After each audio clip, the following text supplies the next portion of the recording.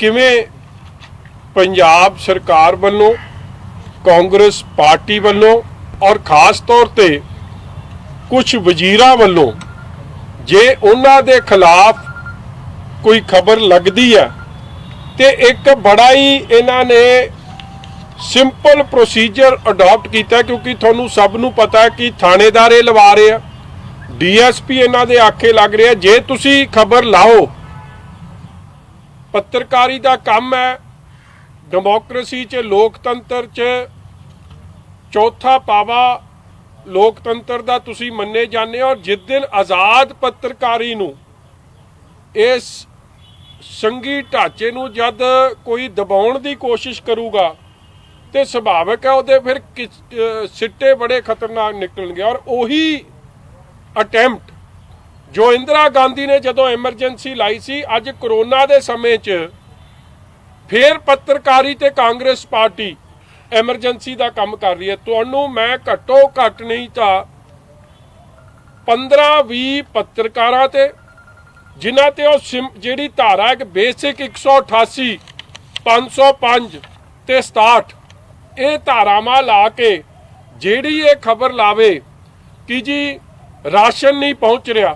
देखो किसे जे राशन नहीं पहुँच रहा ਉਹਦੀ खबर लाउनी कोई पाप नहीं है। मैं समझदा सरकार अपने काम च तब्दीली लियावे।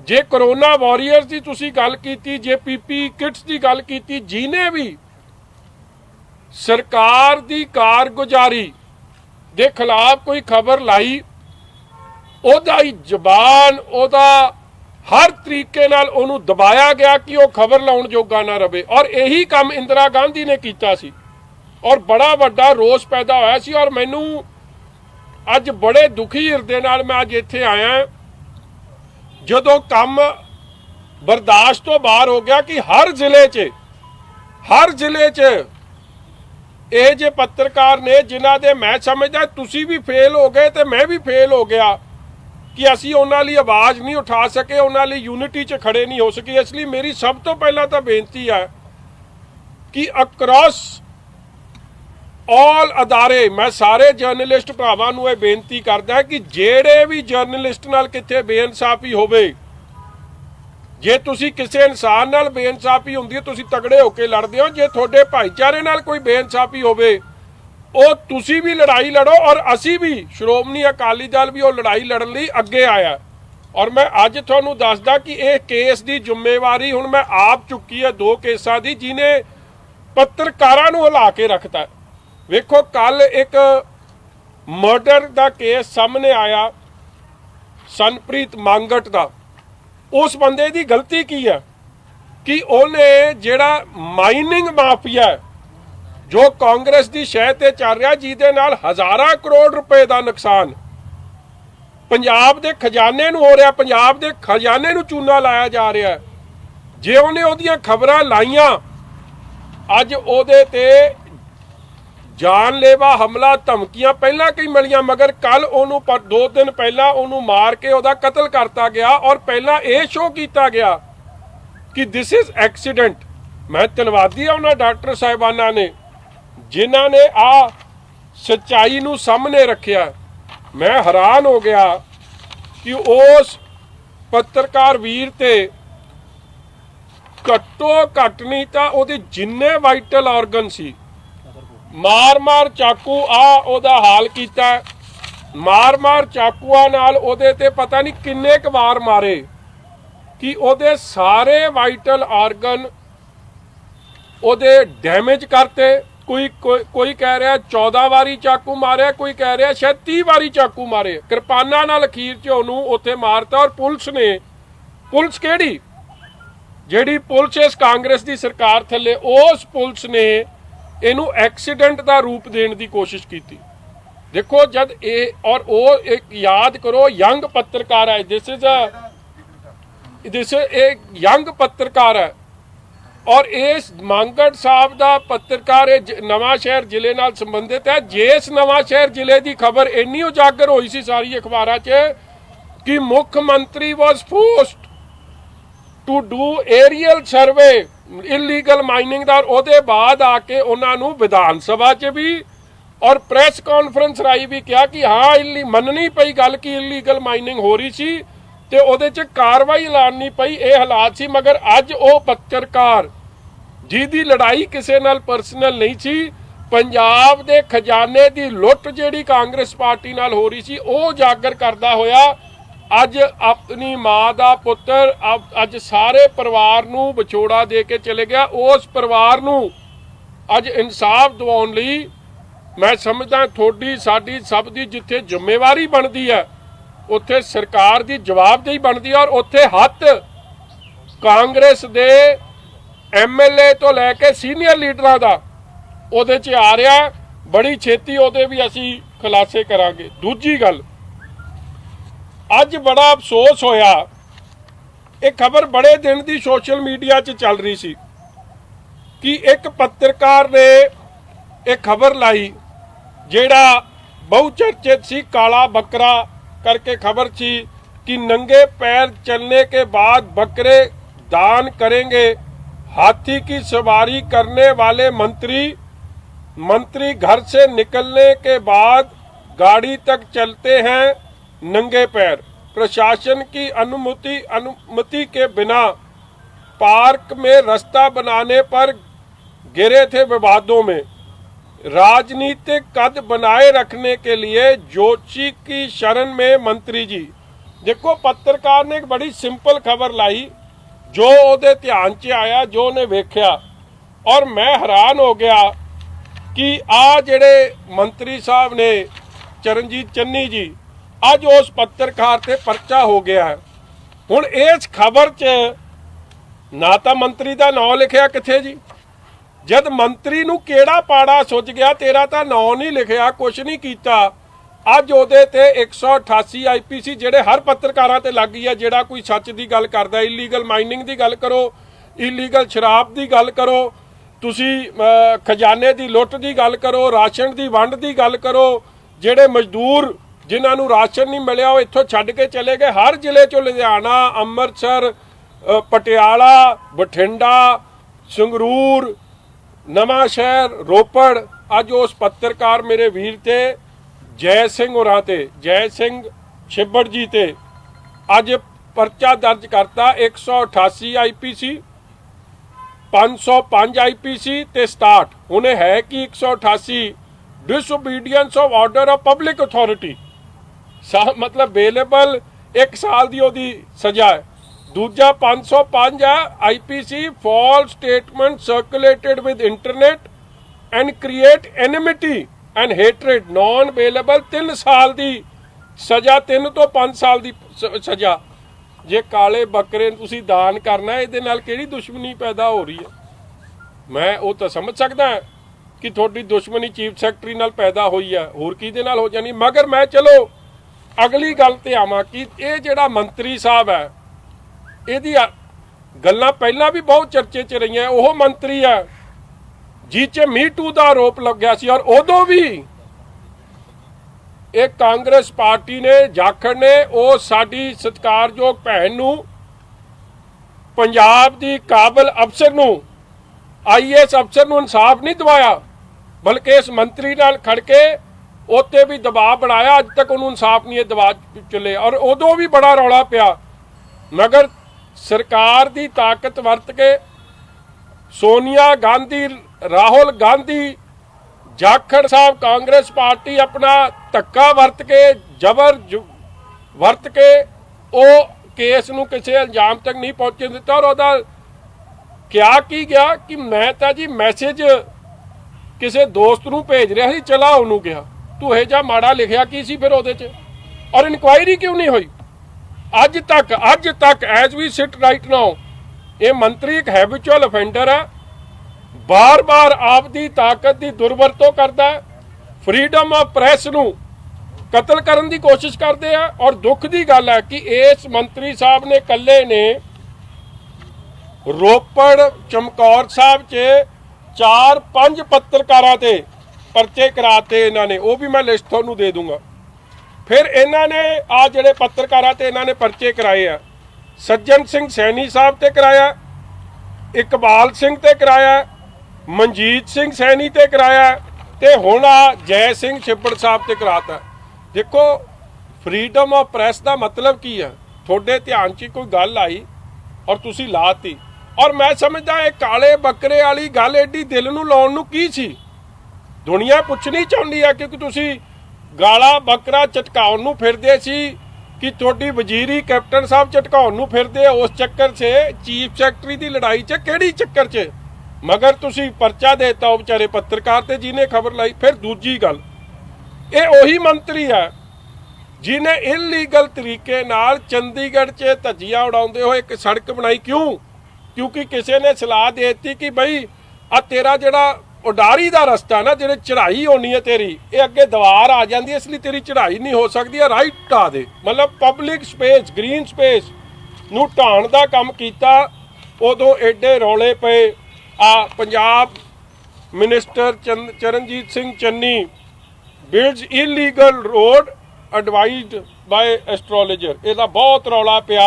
ਆ ਇਹਦੀ ਸਾਰੀ ਖਬਰ ਲੱਗੀ ਔਰ ਮੁੜ ਕੇ ਉਹ ਰਸਤਾ ਗਵਰਨਰ ਸਾਹਿਬ ਦੀ ਇੰਟਰਵੈਂਸ਼ਨ ਨਾਲ ਉਹ ਵਾਪਸ ਗ੍ਰੀਨ ਬੈਲਟ ਨੂੰ ਬਰਕਰਾਰ ਕਰਨਾ ਪਿਆ। ਉਹ ਰਸਤਾ ਜਿਹੜਾ ਇਹਨਾਂ ਨੇ ਇਲੀਗਲ ਤੌਰ ਤੇ ਕੀਤਾ ਸੀ ਉਹ ਕੱਟਣਾ ਪਿਆ। ਫਿਰ ਅੱਗੇ ਵੇਖੋ ਇਹਨਾਂ ਨੇ ਕੀ ਕੀਤਾ।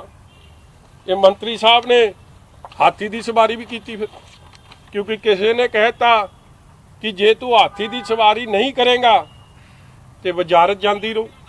ਇਹ ਹੈਰਾਨਗੀ ਦੀ ਗੱਲ ਹੈ ਕਿ ਤੁਸੀਂ ਜ਼ਿੰਮੇਵਾਰ ਬੰਦੇ ਹੋ, ਤੁਸੀਂ ਕਿਹੇ ਜਿਹੇ ਕੰਮ ਕਰ ਰਹੇ ਹੋ। ਔਰ ਜੇ ਤੁਸੀਂ ਇਸ ਜਾਦੂ ਟੂਨੇ 'ਚ, ਬਲੈਕ ਮੈਜਿਕ 'ਚ, ਕਾਲਾ ਜਾਦੂ ਕੀ ਨੂੰ ਕਹਿ ਲੈਂਦੇ, ਬਲੈਕ ਮੈਜਿਕ ਕਹਿ ਲੈਂਦੇ, ਤੁਸੀਂ ਕਰਦੇ ਹੋ, ਜਾਦੂ ਟੂਨਾ ਕਰਦੇ ਹੋ, ਤੁਸੀਂ ਕਰੀ ਜਾਓ।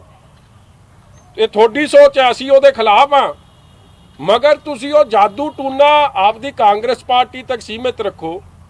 ਤੁਸੀਂ ਕੈਪਟਨ ਅਮਰਿੰਦਰ ਤੱਕ ਜਾਂ ਸੋਨੀਆ ਗਾਂਧੀ ਤੱਕ ਜਾਂ ਜਾਖੜ ਤੱਕ ਸੀਮਿਤ ਰੱਖੋ। ਪੱਤਰਕਾਰਾਂ ਨੂੰ ਕਿਉਂ ਲਪੇਟੇ 'ਚ ਰਹਿ ਰਹੇ ਹੋ? ਉਹਨਾਂ ਦੇ ਵਿਚਾਰਿਆਂ ਦੀ ਕੀ ਗਲਤੀ ਹੈ? ਔਰ ਇਹੀ ਮੰਤਰੀ ਸਾਹਿਬ ਤੇ ਇਹ ਵੀ ਆਰੋਪ ਲੱਗੇ ਸਨ ਕਿ ਜਦੋਂ PhD ਕਰਦੇ ਸੀ, ਇਹ ਦੇਖੋ PhD ਕਰਦੇ ਸੀ ਇੰਡੀਅਨ ਨੈਸ਼ਨਲ ਕਾਂਗਰਸ 'ਚ, ਉਹਦੇ ਤੇ ਫੇਲ ਹੋ ਗਏ।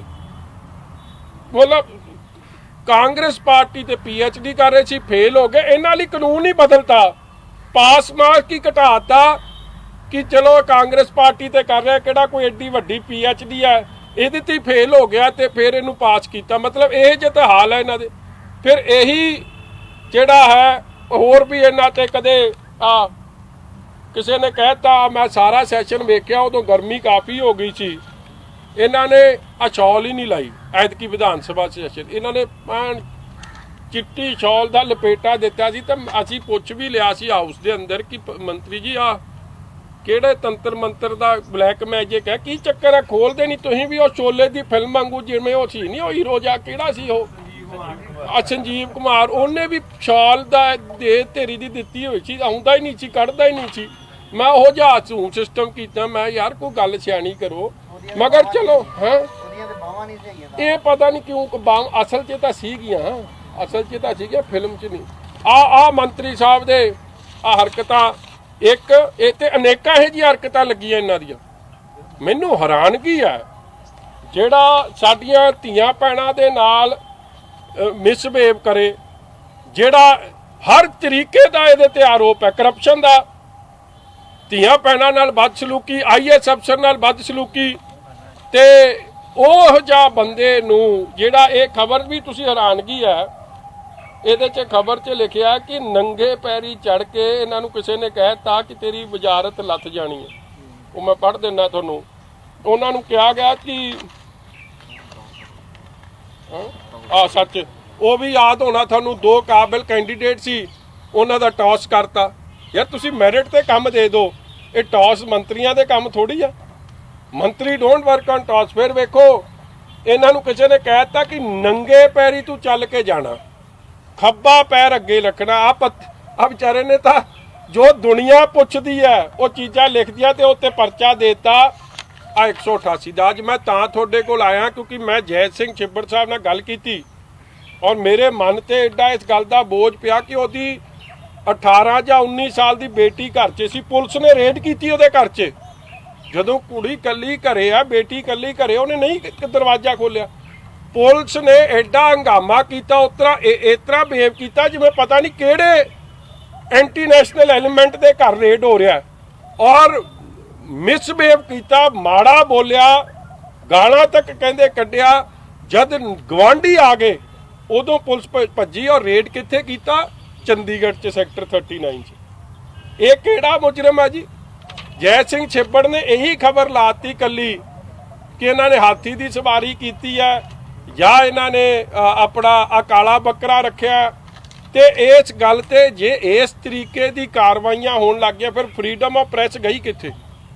मतलब कि ਪ੍ਰੈਸ ਵਾਲੇ ਸਰਕਾਰ ਦੇ ਖਿਲਾਫ ਜਾਂ ਸਰਕਾਰ ਦੇ ਕੁਝ ਮੰਤਰੀਆਂ ਦੇ ਖਿਲਾਫ ਕੁਝ ਬੋਲ ਨਹੀਂ ਸਕਣਗੇ, ਕਰ ਨਹੀਂ ਸਕਣਗੇ। ਇਸ ਲਈ ਮੈਂ ਡਿਸਾਈਡ ਕੀਤਾ ਕਿ ਜੈਰ ਸਿੰਘ ਛਿੱਬੜ ਸਾਹਿਬ ਨੂੰ ਤੇ ਹੋਰ ਜਿਹੜੇ ਇਹ ਜਿਹੇ ਪੱਤਰਕਾਰ ਸਾਹਿਬਾਨ ਨੇ ਔਰ ਮੰਗੜ ਸਾਹਿਬ ਦਾ ਕੇਸ ਸ਼੍ਰੋਮਣੀ ਅਕਾਲੀ ਦਲ ਲੜੂਗਾ ਔਰ ਉਹਨਾਂ ਨੂੰ ਇਨਸਾਫ ਦਿਵਾਉਣ ਵਾਸਤੇ ਸਾਨੂੰ ਸੁਪਰੀਮ ਕੋਰਟ ਤੱਕ ਜਾਣਾ ਹੋਵੇ ਅਸੀਂ ਸੁਪਰੀਮ ਕੋਰਟ ਤੱਕ ਇਹ ਲੜਾਈ ਲੈ ਕੇ ਜਾਵਾਂਗੇ। ਜਿਨ੍ਹਾਂ ਨੇ ਮੰਗੜ ਸਾਹਿਬ ਦਾ ਕਤਲ ਕੀਤਾ ਜਾਂ ਇਹ ਜੇ ਪੱਤਰਕਾਰ ਵੀਰਾਂ ਤੇ ਝੂਠੇ ਕੇਸ ਬਣਾਏ ਆ ਉਹਨਾਂ ਦਾ ਵਕੀਲਾਂ ਦਾ ਖਰਚ ਕਰਕੇ ਹਰ ਤਰੀਕੇ ਦੀ ਪੈਰਵਾਈ ਅਸੀਂ ਕਰਾਂਗੇ। ਮਗਰ ਫਰੀडम ਆਫ ਪ੍ਰੈਸ ਜਿਹੜਾ ਚੌਥਾ ਥੰਮ ਹੈ ਆਫ ਲੋਕਤੰਤਰ ਦਾ, ਡੈਮੋਕ੍ਰੇਸੀ ਦਾ, ਅੱਜ ਉਹਨੂੰ ਦਿਨ ਦਿਹਾੜੇ ਇਸ ਤਰੀਕੇ ਦੇ ਡਾਕੇ ਬਿਲਕੁਲ ਨਹੀਂ ਪੈਣ ਦੇਵਾਂਗੇ। ਔਰ ਮੈਨੂੰ ਅਫਸੋਸ ਹੈ ਕਿ ਇਸ ਮੌਕੇ ਤੇ ਕਰੋਨਾ ਦੀ ਲੜਾਈ 'ਚ ਜੇ ਕੋਈ ਸੱਚਾਈ ਸਾਹਮਣੇ ਲਿਆਉਂਦਾ ਉਹ ਸੱਚਾਈ ਨੂੰ ਸਮਝ ਕੇ ਆਪਣੀ ਗਲਤੀ ਸਮਝ ਕੇ ਸੁਧਾਰਨ ਦੀ ਜਗ੍ਹਾ ਜਿਹੜਾ ਉਹ ਸੱਚ ਸਾਹਮਣੇ ਲੱਗ ਰਿਹਾ ਸ਼ੂਟ ਦਾ ਮੈਸੇਂਜਰ ਕਿ ਮਾਰ ਦਿਓ ਉਹਦੇ ਗੋਲੀ, ਮੈਸੇਂਜਰ ਹੀ ਨਾ ਰਵੇ ਕਿ ਲੋਕਾਂ ਨੂੰ ਇਹ ਲੱਗੇ ਕਿ ਬੱਲੇ ਬੱਲੇ ਸਰਕਾਰ ਨੇ ਤਾਂ ਫੱਟੇ ਚੱਕ ਤੇ ਇਹ ਤੋਂ ਵਧੀਆ ਕੰਮ ਸਰਕਾਰ ਕਰ ਨਹੀਂ ਸਕਦੀ ਸੀ। ਇਹ ਗੱਲਾਂ ਲੈ ਕੇ ਅੱਜ ਮੈਂ ਤੁਹਾਡੇ ਕੋਲ ਆਇਆ ਸੀ ਤੇ ਨਾਲ ਹੀ ਚਲੋ ਇਹਦੇ 'ਚ ਤਾਂ ਬਹੁਤ ਕੁਝ ਲਿਖਿਆ ਕਿ ਛਾਤੀ ਤੇ ਚੰਦਨ ਦਾ ਟੀਕਾ ਲਾਉਂਦੇ, ਪਤਾ ਨਹੀਂ ਕੀ ਕੁਝ ਕਰਦਾ ਉਹ ਭਾਊ। ਉਹਨੂੰ ਕਹਾ ਆਪ ਦੀ ਜਿਹੜੀ ਇਲੀਗਲ ਇੱਕ ਪੁੱਠੇ ਸਿੱਧੇ ਕੰਮ ਕਰਦੇ ਨਾ, ਚੀਫ ਸੈਕਟਰੀ ਨਾਲ ਪੰਗਾ ਪਿਆ। ਹੁਣ ਬੱਕਰਾ ਝਟਕਾਏ ਨਾਲ ਥੋੜੀ ਚੀਫ ਸੈਕਟਰੀ ਤੋਂ ਜਾਨ ਬਚਣੀ ਹੈ ਜਾਂ ਮੁੱਖ ਮੰਤਰੀ ਕੋਲੋਂ ਬਚਣੀ। ਪੁੱਠੇ ਕੰਮ ਆਪ ਕਰਦੇ ਹੋ ਤੇ ਪੰਗਾ ਉਹ ਬੱਕਰੇ ਦੀ ਜਾਨ ਨੂੰ ਵੀ ਪਾਇਆ ਤੇ ਲੋਕ ਆ ਪੱਤਰਕਾਰ ਨੂੰ ਵੀ ਪਾਤਾ ਵਿਚਾਰੇ ਨੂੰ। ਇਹਨੇ 5 ਜਾਂ ਤਾਂ ਫਿਰ ਮੈਂ ਕਿਤੇ ਬਾਜਵਾ ਸਾਹਿਬ ਕਰਕੇ ਤਾਂ ਨਹੀਂ ਇਹ ਕਾਲਾ ਬੱਕਰਾ ਬੰਨਿਆ ਪਿਆ। ਉਹ ਫੋਟੋ ਕਿੱਥੇ ਯਾਰ? ਕਾਲੇ ਬੱਕਰੇ ਦੀ ਦਿਖਾ ਲਾ ਇਹਨਾਂ ਨੂੰ। ਉਹ ਕਾਲਾ ਬੱਕਰਾ ਕਿੱਥੇ? ਪਤਾ ਨਹੀਂ ਕਿਹਦੇ ਨਾਂ ਲਿਖ ਕੇ ਉਹਨੂੰ ਚਟਕਾਉਣਾ ਇਹਨਾਂ ਨੇ। ਦੇਖੋ ਮੈਂ ਇੱਕ ਗੱਲ ਦੱਸਾਂ ਜੀ, ਪਹਿਲੀ ਗੱਲ ਤਾਂ ਬੜੀ ਅਫਸੋਸ ਦੀ ਗੱਲ ਹੈ ਕਿ ਕਰੋਨਾ ਦੇ ਸਮੇਂ 'ਚ ਜਦੋਂ ਗਰੀਬ ਨੂੰ ਰੋਟੀ ਨਹੀਂ ਮਿਲ ਰਹੀ, ਇੰਡਸਟਰੀ ਤੁਹਾਡੀ ਬੰਦ ਹੈ, ਕਿਸਾਨ ਤੁਹਾਡਾ ਉਹਦੀਆਂ ਵਿਚਾਰੇ ਦੀ ਚੀਕਾਂ ਨਿਕਲ ਚੱਲੀਆਂ ਨੇ, ਸਾਰਾ ਮਜ਼ਦੂਰ ਜਿਹਨੇ ਪੰਜਾਬ ਦੀ ਇਕਨੋਮੀ ਨੂੰ ਸਸਟੇਨ ਕਰਨਾ, ਜਿਹਨੇ ਝੋਨੇ ਦੀ ਫਸਲ ਜਦ ਲੱਗਣੀ ਸੀ, ਐਗਰੀਕਲਚਰ ਇਕਨੋਮੀ ਦਾ ਉਹ ਬੈਕਬੋਨ ਹੈ, ਉਹਨਾਂ ਨੂੰ ਇਹ ਸਾਂਭ ਨਹੀਂ ਸਕੇ।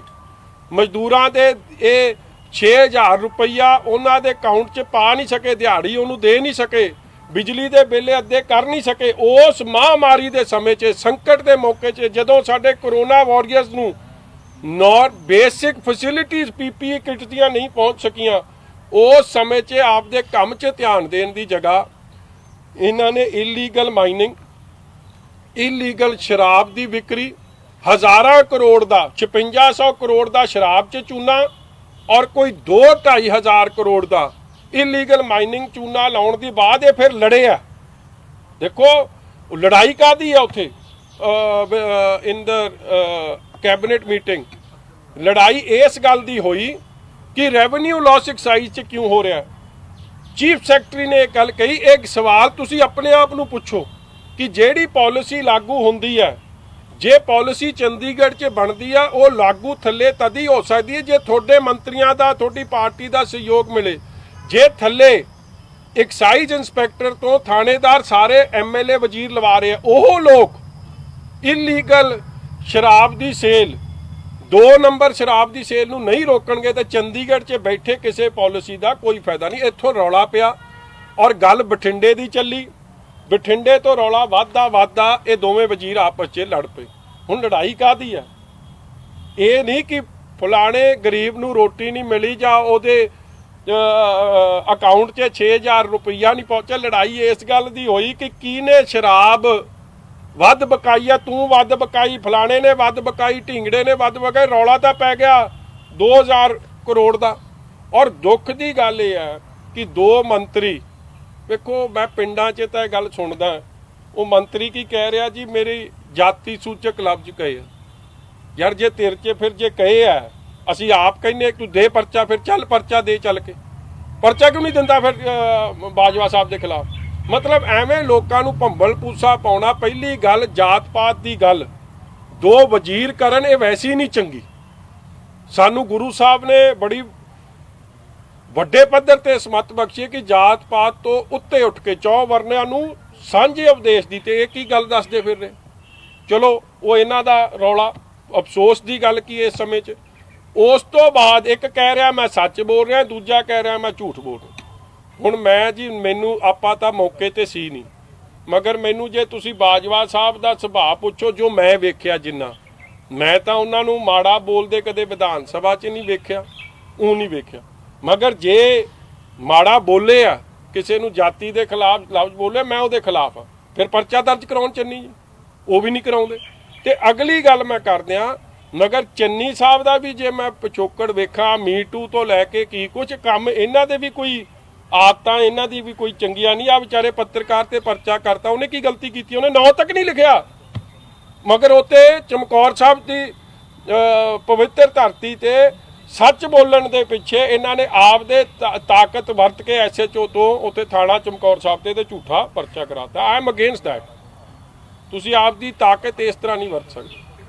ਸੀਐਸ ਦੇ ਇਸ਼ੂ ਤੇ ਕੀ ਲੱਗਦਾ ਕੈਪਟਨ ਸਾਹਿਬ ਅੰਡਰ ਪ੍ਰੈਸ਼ਰ, ਜਿਹੜਾ ਲੰਚ ਡਿਪਲੋਮੇਸੀ ਸ਼ੁਰੂ ਹੋਈ, ਹੁਣ MLAs ਨੂੰ ਖੁਸ਼ ਕਰਨ ਦੀ ਕੋਸ਼ਿਸ਼ ਕੀਤੀ ਜਾ ਰਹੀ ਹੈ? ਉਹ ਜਿਹੜੇ CS ਦਾ ਮੁੱਦਾ ਤਾਂ ਮੁੱਕਿਆ ਹੀ ਪਿਆ। ਤੁਹਾਨੂੰ ਲੱਗਦਾ ਕੋਈ ਸ਼ੱਕ ਸ਼ਿਕਵਾ ਇਹਦੇ 'ਚ? ਚੀਫ ਸੈਕਟਰੀ ਰੋਜ਼ ਮੀਟਿੰਗ ਕਰ ਰਿਹਾ। ਮੇਰਾ ਵੀ ਰੱਖਣਾ, ਅੱਜ ਦੇ ਕੰਮ 'ਚ ਡੀਰੇਲ ਨਾ ਕਰੋ। ਦੇਖੋ ਪੱਤਰਕਾਰੀ ਭਾਈਚਾਰਾ ਤੁਹਾਡਾ ਬੜਾ ਇਹ ਇੰਪੋਰਟੈਂਟ ਹੈ। ਐਮਰਜੈਂਸੀ ਟਾਈਪ ਸਿਚੁਏਸ਼ਨ ਬਣ ਰਿਹਾ ਰੋਜ਼। ਆ ਤੁਹਾਡੇ ਪਹਿਲਾਂ ਅੰਮ੍ਰਿਤਸਰ ਵੀ ਪੱਤਰਾ ਹੋਇਆ, ਚਾਹੇ ਕੋਈ ਛੋਟਾ ਅਖਬਾਰ 'ਚ ਹੋਵੇ, ਇੰਡੀਪੈਂਡੈਂਟ ਚੈਨਲ 'ਚ ਹੋਵੇ, ਤੁਸੀਂ ਖਬਰ ਲਿਖੀ ਹੈ ਯਾਰ। ਮੁਝੇ ਖਬਰ ਅਸੀਂ ਲਾ ਰਹੇ ਹਾਂ, ਖਬਰ ਲੱਗ ਗਈ ਹੈ, ਇਹਦੇ ਤੇ ਇੱਕ ਤੇ ਪਰਚਾ ਹੋ ਗਿਆ, ਕਿਸੇ ਨੂੰ ਇਹਦਾ ਮਰਡਰ ਕਰ ਦਿੱਤਾ ਗਿਆ। ਕੀ ਹੁਣ ਪੱਤਰਕਾਰ ਜੇ ਕੋਈ ਭੁੱਖਾ ਤੇ ਉਹਨੂੰ ਆਪਾਂ ਲਾਗੇ ਖਲੋ ਕੇ ਇਹ ਕਹਿਣਾ ਸ਼ੁਰੂ ਕਰ ਦਈਏ ਕਿ ਰੱਜਿਆ ਬਾਜੀ, ਇਸ ਤਰ੍ਹਾਂ ਆਪਾਂ ਕਰ ਦਈਏ, ਫਿਰ ਪੱਤਰਕਾਰੀ ਬੰਦ ਕਰ ਦਈਏ ਸਰਕਾਰਾਂ? ਮੈਂ ਤਾਂ ਆਪ ਇਸ ਗੱਲ ਦੇ ਖਿਲਾਫ ਹਾਂ ਜੀ। ਦੇਖੋ ਇੱਕ ਛੋਟਾ ਮੋਟਾ ਕਮੈਂਟ ਹੋ ਜਾਏ ਨਾ, ਜਾਂ ਇੱਕ ਅੱਧਾ ਕੇਸ ਹੋ ਜਾਏ, ਮੈਂ ਨਹੀਂ ਬੋਲਣਾ ਸੀ।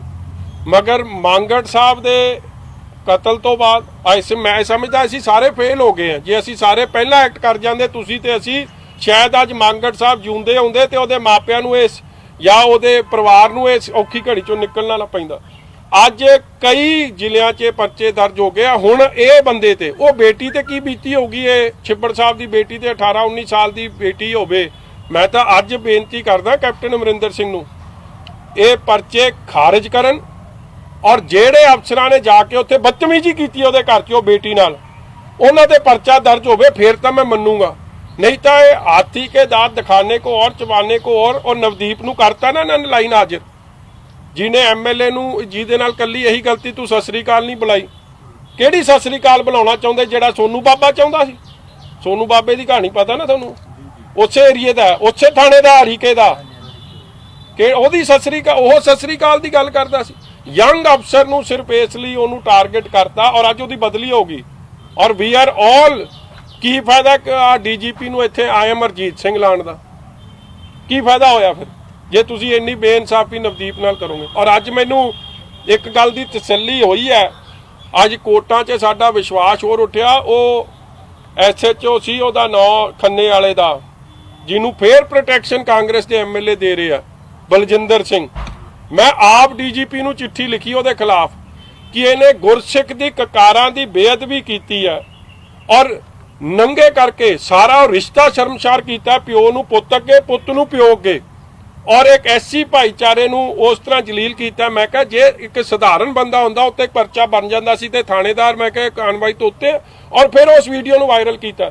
ਅਫਸੋਸ ਨਾਲ ਕਹਿਣਾ ਪੈਂਦਾ, ਕਮਜ਼ੋਰ DGP, ਉਹਨੇ ਕੋਈ ਪਰਚਾ ਨਹੀਂ ਦਰਜ ਕੀਤਾ। ਉਹਦੇ ਲਈ ਕਾਨੂੰਨ ਬਦਲ ਗਿਆ ਬਲਜਿੰਦਰ ਸਿੰਘ ਵਾਸਤੇ। ਔਰ ਅੱਜ ਹਾਈ ਕੋਰਟ ਨੇ DGP ਨੂੰ 2/8 ਆਰਡਰ ਦਿੱਤਾ ਹੈ, ਜਦੋਂ DGP ਸਾਹਿਬ ਨੂੰ ਅੱਜ 7ਵੇਂ ਮਹੀਨੇ ਤੱਕ ਦਾ ਸਮਾਂ ਦਿੱਤਾ ਹੈ ਕਿ ਤੁਸੀਂ, ਕਹਿੰਦੇ ਜੱਜ ਸਾਹਿਬ ਇਹ ਗੱਲ ਲਿਖਦੇ ਆ, ਮਾਈ ਹੈਡ ਹੈਂਗਸ ਇਨ ਸ਼ੇਮ, ਕਿ ਮੇਰਾ ਸਿਰ ਆ ਵੀਡੀਓ ਵੇਖਣ ਨਾਲ ਸ਼ਰਮ ਨਾਲ ਝੁਕ ਗਿਆ। ਔਰ ਮੈਂ DGP ਨੂੰ ਡਾਇਰੈਕਟ ਕਰਦਾ ਕਿ SIT ਬਣਾ ਕੇ ਆਪ DGP ਕੀ ਐਕਸ਼ਨ ਲਊਗਾ ਇਸ ਕੇਸ 'ਚ, ਮੈਨੂੰ ਸਬਮਿਟ ਕਰੇ। ਮਤਲਬ ਇਹ ਹਾਲਾਤ ਬਣ ਗਏ ਕਿ ਹਾਈ ਕੋਰਟ ਦੇ ਜੱਜ ਸਾਹਿਬ ਨੂੰ ਸ਼ਰਮ ਆ ਗਈ ਔਰ ਉਹਨਾਂ ਨੇ ਅੱਜ ਆਰਡਰ ਕੀਤੇ ਆ ਟੂ ਐਕਟ ਅਗੇਂਸਟ ਦਿਸ। ਅੱਜ ਦਾ ਆਰਡਰ ਹੈ ਵੀ ਮੈਂ ਤੁਹਾਨੂੰ ਸਭ ਨੂੰ, ਵੈਸੇ ਤਾਂ ਮੀਡੀਆ ਕੋਲ ਚਲੀ ਗਿਆ, ਮੈਂ ਤੁਹਾਨੂੰ ਭੇਜ ਵੀ ਦੇਣਾ। ਔਰ ਇਹੀ ਹੈ ਉਹ SHO ਹੈ ਜਿਹੜਾ ਖੰਨੇ 'ਚ ਉਹ ਇਲੀਗਲ ਸ਼ਰਾਬ ਦੀ ਫੈਕਟਰੀ ਵੀ ਚਲਾ ਰਿਹਾ ਸੀ। 200-300 ਕਰੋੜ ਦਾ ਜਿੱਥੋਂ ਘਪਲਾ ਹੋਇਆ ਔਰ ਕਰੋਨਾ ਦੀ ਮਹਾਮਾਰੀ ਵੀ ਉੱਥੋਂ ਫੈਲੀ। ਨਹੀਂ, ਮੈਨੂੰ ਨਹੀਂ ਪਤਾ CM ਸਾਹਿਬ ਦੇ ਅੱਗੇ ਹੋਇਆ ਕਿ ਨਹੀਂ ਹੋਇਆ। ਮੈਨੂੰ ਪਤਾ ਲੱਗਿਆ ਕਿ CM ਸਾਹਿਬ ਵਾਲੇ ਮੀਟਿੰਗ ਨੂੰ ਜੁਆਇਨ ਕਰ ਰਹੇ ਸੀ, ਮਗਰ ਸੁਭਾਵਿਕ ਹੈ ਅਫਸਰਾਂ ਦੇ ਵਿੱਚ ਹੋਇਆ। ਔਰ ਦੇਖੋ, ਇੱਕ ਅਫਸਰ ਜੀ ਤੇ ਜਿਹਨੇ ਗੱਲ ਪੁਆਇੰਟ ਆਊਟ ਕੀਤੀ ਹੈ ਕਿ ਸਮਗਲਿੰਗ ਹੋ ਰਹੀ ਹੈ, ਉਹ ਬਿਊਰੋਕ੍ਰੇਸੀ ਦਾ ਹੈਡ ਹੈ, ਚੀਫ ਸੈਕਟਰੀ ਹੈ, ਸੀਨੀਅਰ ਮੋਸਟ ਅਫਸਰ ਜਿਹਨੇ 36 ਸਾਲ ਪੰਜਾਬ ਦੀ ਸੇਵਾ ਕੀਤੀ ਹੈ। ਜਿੱਤੇ ਪਹਿਲਾਂ ਕੋਈ ਆਰੋਪ ਨਹੀਂ। ਅੱਜ ਮੈਂ ਉਸ MLA ਨੂੰ ਵੀ ਪੁੱਛਦਾ ਜਿਨ੍ਹਾਂ ਨੇ ਬੜੀ ਆ ਟਵੀਟ ਕੀਤੀ ਸੀ, ਤੁਸੀਂ ਆਰੋਪ ਲਾਇਆ, ਕਿੱਥੇ ਹੈ ਉਹ ਆਰੋਪ ਦਾ? ਲਿਆਓ ਨਾ, ਪਰਚਾ ਦਰਜ ਕਰਾਓ ਇਹਦੇ ਤੇ ਜੇ ਤੁਸੀਂ ਸੱਚੇ ਹੋ। ਅੱਜ ਕਿੱਧਰ ਭੱਜ ਗਏ ਤੁਸੀਂ ਸਾਰੇ? ਇਸ ਲਈ ਇਹ ਕੱਲਾ ਤੇ ਕੱਲਾ ਭੰਬਲ ਪੂਸਾ ਪਾਉਣਾ ਸੀ ਕਿ ਲੋਕਾਂ ਦਾ ਧਿਆਨ 5600 ਕਰੋੜ ਐਕਸਾਈਜ਼ ਦੇ ਜਿਹੜੀ ਲੁੱਟ ਕਾਂਗਰਸ ਪਾਰਟੀ ਨੇ ਕੀਤੀ ਉਹ ਤੋਂ ਹਟ ਜੇ ਤੇ ਕੰਮ ਆ ਭੰਬਲ ਪੂਸੇ ਬਾਅਦ ਕਹਿੰਦੇ ਜੀ ਸਾਡਾ ਗੱਲ ਮੁੱਕ ਗਈ ਜੀ, ਜਾਖੜ ਸਾਹਿਬ ਨੇ ਮੁਕਾਤੀ, ਕੈਪਟਨ ਸਾਹਿਬ ਨੇ ਮੁਕਾਤੀ ਤੇ ਲੁੱਟ ਜਾਰੀ। ਪੰਜਾਬ ਦਾ ਭਵਿੱਖ ਕੀ ਸਮਝਦੇ ਹੋ, ਕਿਉਂਕਿ ਇਹ ਸਾਰੀਆਂ ਗੱਲਾਂ ਜੋ ਤੁਸੀਂ ਟੇਕਅਪ ਕੀਤੇ ਆ?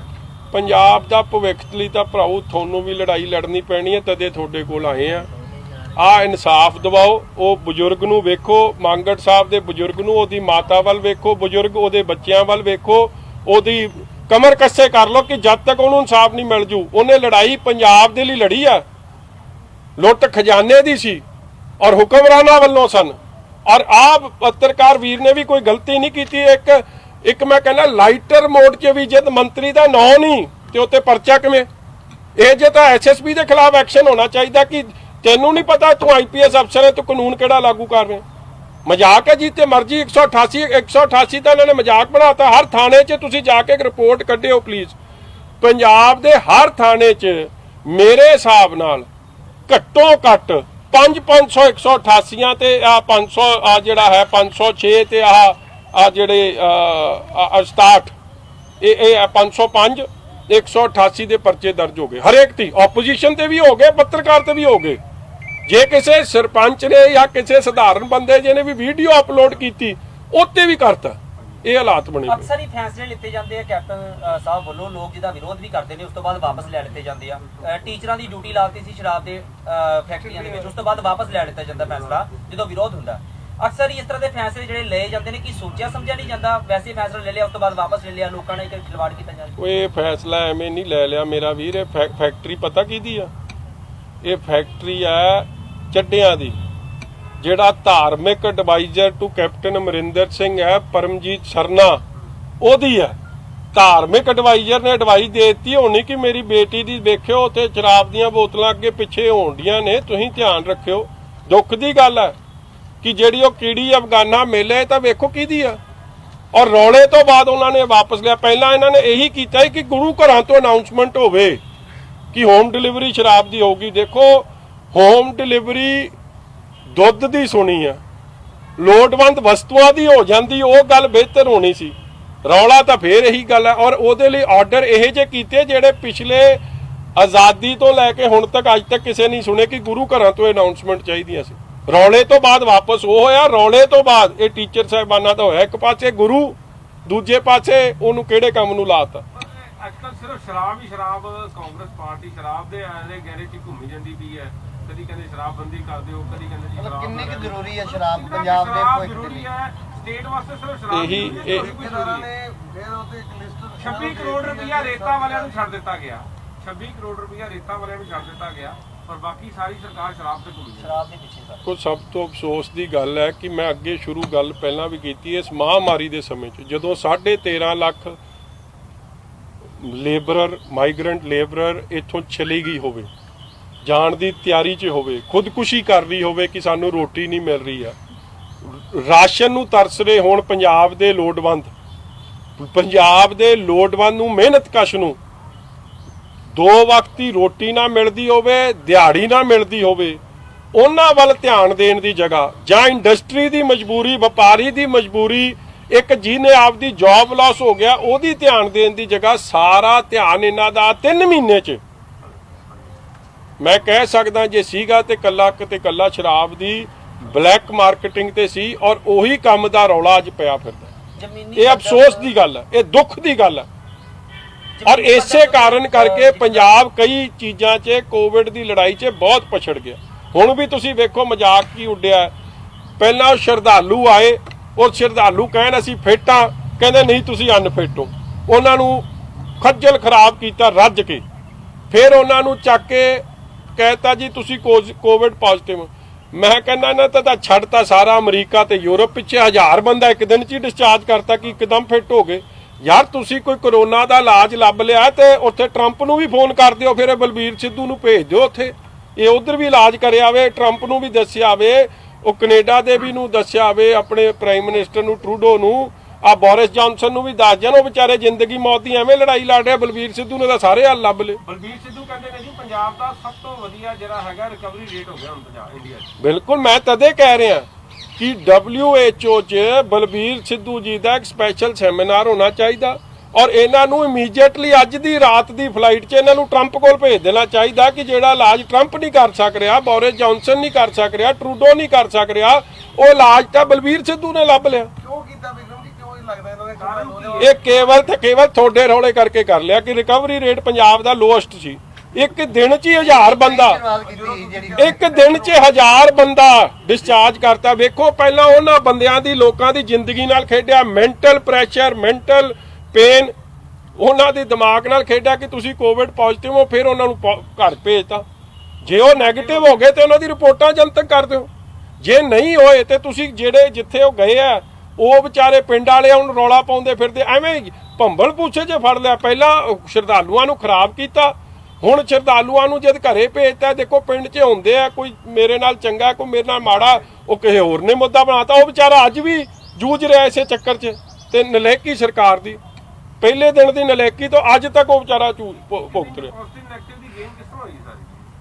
ਇਹ ਤਾਂ ਜੀ ਦੇਖੋ ਜਿਹੜਾ ਜਾਦੂਗਰ ਬਲਬੀਰ ਸਿੱਧੂ ਇਹੀ ਦੱਸ ਸਕਦਾ, ਇਹ ਸਾਇੰਸ ਨਹੀਂ ਦੱਸ ਸਕਦੀ।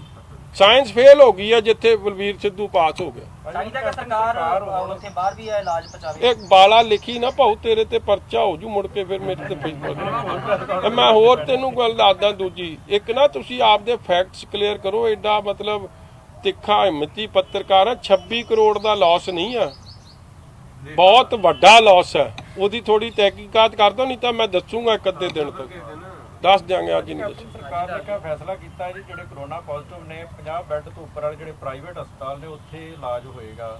ਇਹ ਫੈਸਲਾ ਸਹੀ ਆ ਕਿ ਮੇਰਾ ਨਾ ਜੀ ਤੁਸੀਂ ਪ੍ਰੈਸ ਕਾਨਫਰੰਸ ਕੱਢਿਓ ਮਾਰਚ ਦੇ ਮਹੀਨੇ ਦੀ, ਮੈਂ ਪਹਿਲੇ ਦਿਨ ਇਹ ਗੱਲ ਕਹੀ ਸੀ ਕਿ 70% ਪੰਜਾਬ ਦੀ ਔਰ ਸਾਡੇ ਦੇਸ਼ ਦੀ ਆਬਾਦੀ ਪ੍ਰਾਈਵੇਟ ਹੈਲਥ ਕੇਅਰ ਤੱਕ ਨਿਰਭਰ ਹੈ। ਅੱਜ ਵੀ ਜੇ ਕਿਸੇ ਨੂੰ ਹਾਰਟ ਅਟੈਕ ਜਾਂ ਕੈਂਸਰ ਦੀ ਪ੍ਰੋਬਲਮ ਹੁੰਦੀ ਹੈ, ਵੱਡੇ ਵੱਡੇ ਡਾਕਟਰ ਜਿਹੜੇ ਪ੍ਰਾਈਵੇਟ ਤੌਰ ਤੇ ਕਰ ਰਹੇ ਆ ਉਹਨਾਂ ਦਾ ਜ਼ਿਕਰ ਆਉਂਦਾ। ਜਿਵੇਂ ਡਾਕਟਰ ਵਾਂਡਰ ਹੋਰਾਂ ਦਾ ਲੋਕ ਜ਼ਿਕਰ ਕਰਦੇ ਕਿ ਸਾਡਾ ਇਲਾਜ ਜੀ ਲੁਧਿਆਣੇ ਤੋਂ ਕਰਾ ਦਿਓ, ਫਲਾਣੇ ਤੋਂ ਕਰਾ ਦਿਓ, ਢੀਂਗੜੇ ਤੋਂ ਕਰਾ ਦਿਓ। ਜੇ ਉਹੀ ਡਾਕਟਰ ਸਾਹਿਬਾਨਾਂ ਨੂੰ ਕੌਨਫੀਡੈਂਸ 'ਚ ਲੈ ਕੇ, ਗੱਲ ਮੈਂ ਇੱਥੇ ਪ੍ਰੈਸ ਕਾਨਫਰੰਸ 'ਚ ਕਹੀ ਸੀ ਕਿ ਪ੍ਰਾਈਵੇਟ ਹੈਲਥ ਕੇਅਰ ਨੂੰ ਡਾਕਟਰਾਂ ਨੂੰ ਕੌਨਫੀਡੈਂਸ 'ਚ ਲਓ, ਉਹਨਾਂ ਨੂੰ ਵੀ ਇੰਸ਼ੋਰੈਂਸ ਦੀ ਫੈਸਿਲਿਟੀ ਪ੍ਰੋਵਾਈਡ ਕਰੋ। ਉਹਨਾਂ ਨੂੰ ਇਹ ਨਾ ਕਹੋ ਕਿ ਜੇ ਤੁਹਾਡੇ ਇੱਥੇ ਕਰੋਨਾ ਦਾ ਪੇਸ਼ੈਂਟ ਲੱਭ ਗਿਆ ਤੇ ਅਸੀਂ ਤੁਹਾਡਾ ਹਸਪੀਟਲ ਸੀਲ ਕਰ ਦੇਣਾ।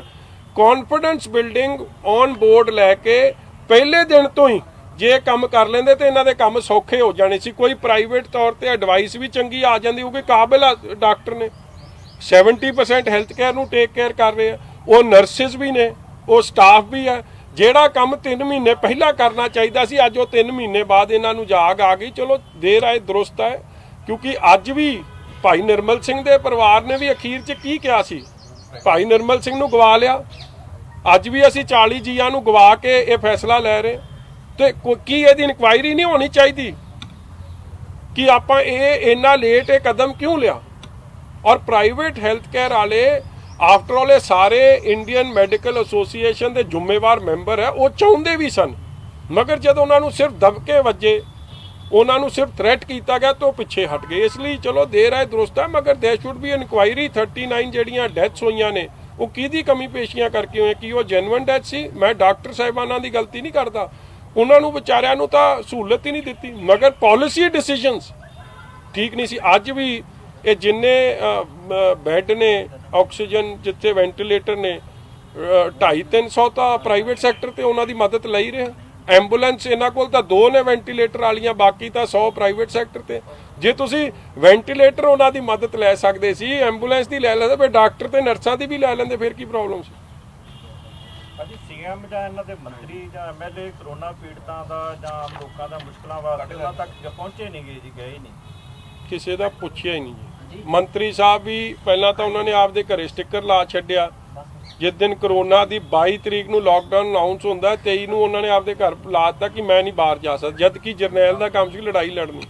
ਔਰ ਬਾਹਰ ਉਸ ਦਿਨ ਨਿਕਲੇ ਜਦ ਆਪਣੇ ਇੱਥੇ ਪ੍ਰੈਸ ਕਾਨਫਰੰਸਾਂ 'ਚ ਰੌਲਾ ਪਿਆ, ਫਿਰ ਉਹ 4 ਜ਼ਿਲ੍ਹਿਆਂ 'ਚ ਗਏ, ਨਹੀਂ ਤਾਂ ਉਹ ਤਾਂ ਜਾਂਦੇ ਹੀ ਨਹੀਂ ਸੀ। ਜਿਹੜਾ ਜਰਨੈਲ ਮੈਦਾਨ 'ਚ ਹੀ ਨਾ ਜਾਵੇ ਉਹਨੇ ਕੀ ਕਰ ਦੇਣਾ। ਮਗਰ ਚਲੋ ਹੁਣ ਮੈਂ ਸਮਝਦਾ ਉਹਨੇ 1000 ਬੰਦੇ ਇੱਕ ਦਿਨ ਸਰਕਟ ਹਾਊਸ ਦੀ ਡਾਕਟਰ ਸੱਦੇ ਸੀਗੇ ਤੇ ਉੱਥੇ ਮਿਲ ਲਿਆ ਫਿਰ ਜਿਹੜੇ ਹਾਂਜੀ ਸਰਕਟ ਹਾਊਸ ਦੀ ਬੁਲਾ ਕੇ ਸਾਰੇ ਪੰਜਾਬ ਦਾ ਰਾਉਂਡ ਲਾ ਰਿਹਾ ਸੀਗਾ। ਇੱਕੋ ਦਿਨ 'ਚ ਸਾਰੇ ਪੰਜਾਬ ਦਾ ਰਾਉਂਡ ਲਾਇਆ। ਜਾਦੂਗਰ ਮੰਤਰੀ ਆ, ਜਾਦੂਗਰ। ਪੰਜਾਬ ਦਾ ਚੱਕਰ ਲਾ ਤੁਸੀਂ ਤਾਂ ਇਹ ਖਬਰ ਲਾਓ ਕਿ ਇਹ ਬੱਕਰਾ ਕਿਹਨੂੰ ਚਟਕਾਉਣ ਲਈ ਹੈ, ਇਹ ਕਿਹੜੇ ਕਾਂਗਰਸੀ ਨੂੰ ਚਟਕਾ ਰਿਹਾ ਇਹ? ਥੋੜਾ ਜਿਹਾ ਕਿਹੜਾ ਕਾਂਗਰਸੀ ਹੈਗਾ ਤੁਸੀਂ ਸਿਆਣੇ ਹੀ ਹੋ, ਜਿਹੜਾ ਉਹਦਾ ਖਰਾਬ ਕਰਦਾ ਉਹਨੂੰ ਚਟਕਾਉਂਦਾ ਫਿਰਦਾ ਹੋਣਾ, ਹੋਰ ਕਾਹਦੇ ਲਈ? E5 ਚੈਨਲ ਪੰਜਾਬੀ ਹੁਣੇ ਸਬਸਕ੍ਰਾਈਬ ਕਰੋ, ਬੈਲ ਆਈਕਨ ਤੇ ਕਲਿੱਕ ਕਰੋ।